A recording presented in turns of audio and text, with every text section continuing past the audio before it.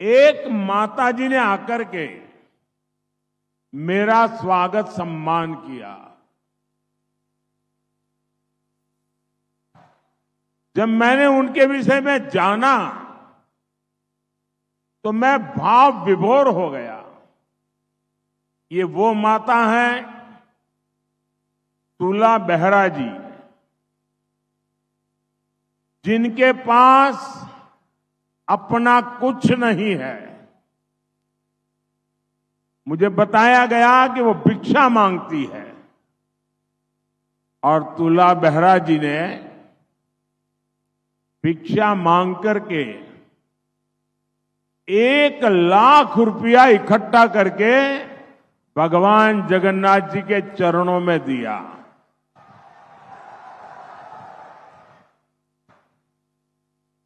खुद को मैंने पूछा कोई जरूरत है क्या, आप कुछ चाहती हो क्या?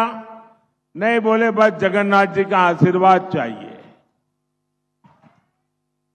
ऐसा जिनका पवित्र मन है, ऐसा जिनका त्यागपूर्ण जीवन है, ऐसी मां मुझ जैसे बेटे को आशीर्वाद देने के लिए आ जाएं, फिर तो मुझे लगता है पूरे कंधमाल के आशीर्वाद, पूरे उड़ीसा के आशीर्वाद मेरे साथ है। आज मेरा एक दूसरा सौभाग्य था। आज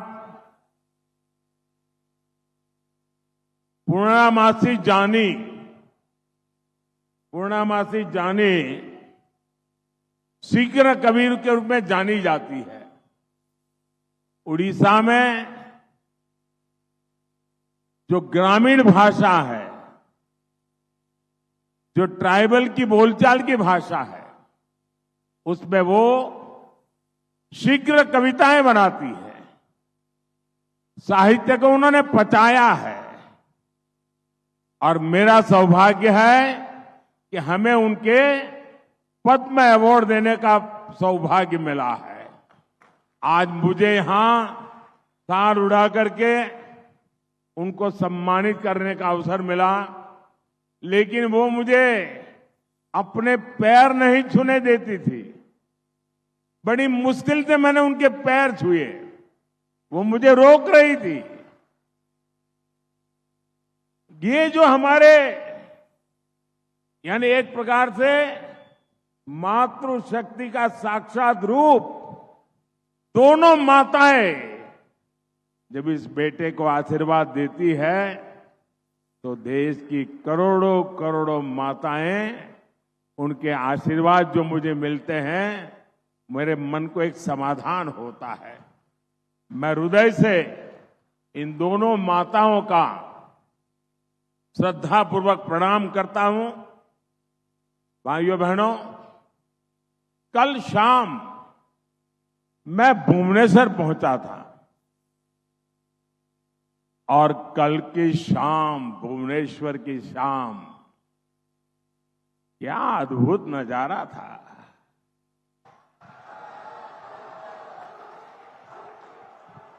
क्या अपार जनसमूह था। सड़कों पर अबाल वृद्ध सब, छोटे छोटे बच्चे, बुजुर्ग माताएं, सड़कों पर आकर के हजारों लोग आशीर्वाद दे रहे थे। मेरे लिए उड़ीसा का ये स्नेह, उड़ीसा का ये प्यार कितनी बड़ी ताकत का, और भगवान जगन्नाथ जी के चरणों में मिलने वाले आशीर्वाद, सचमुच में मैं आप सबका जितना आभार व्यक्त करूं कम है। मैं उड़ीसा के लोगों का ऋणी हूं।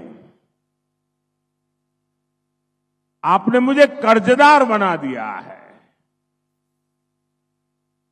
और मैं आपको विश्वास दिलाता हूं कि मैं ये कर्ज, आपके प्यार का कर्ज, आपके आशीर्वाद का कर्ज आतंक भुगता है।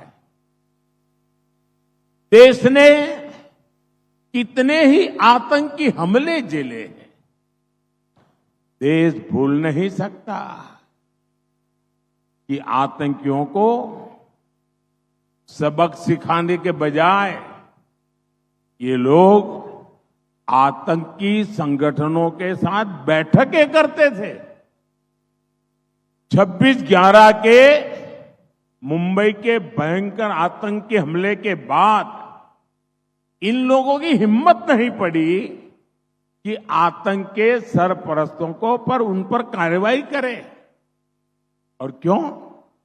क्योंकि कांग्रेस को, इंडी गठबंधन को लगता था कि अगर हम कार्रवाई करेंगे तो हमारा वोट बैंक नाराज हो जाएगा। मैं आज कांग्रेस को 2 टूक कहूंगा। भारत का मुसलमान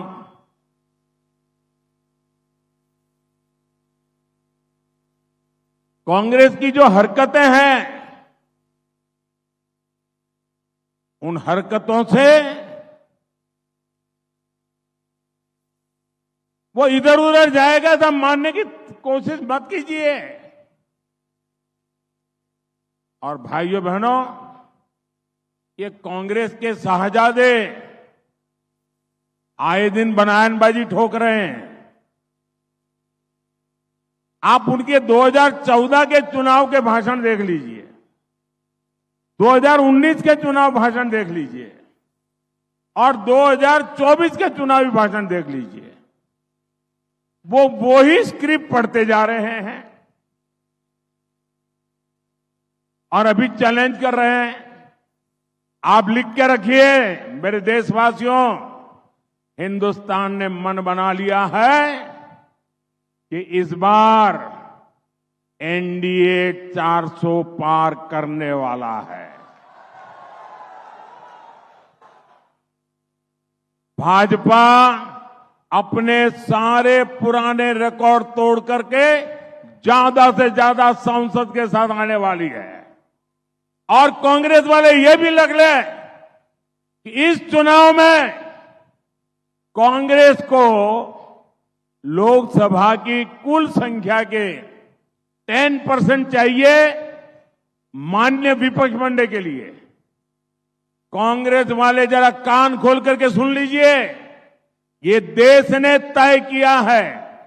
ये 4 जून को आप देखेंगे कि कांग्रेस इस देश में मान्य विपक्ष भी नहीं बन पाएगा। वो 50 से नीचे सिमटने वाले हैं। भाइयों और बहनों, ओडिशा के आप सभी लोगों के लिए ये चुनाव बहुत अहम है। विकसित ओडिशा, विकसित भारत के संकल्प के लिए आपका हर वोट जरूरी है। आपका एक वोट यहां डबल इंजन की बीजेपी सरकार बनाएगा और उड़ीसा में पहली बार डबल इंजन सरकार बनने वाली है। उड़ीसा रे प्रथम थर हैब डबल इंजन सरकार। इसलिए उड़ीसा से आपको 21 के 21 भाजपा के सांसद दिल्ली भेजने हैं। यहां कंधमाल से हमारे सुकांत कुमार पाणिग्रही जी को भारी बहुमत से विजयी बनाना है। सुकांत जी जरा आगे आ जाइए, वहां।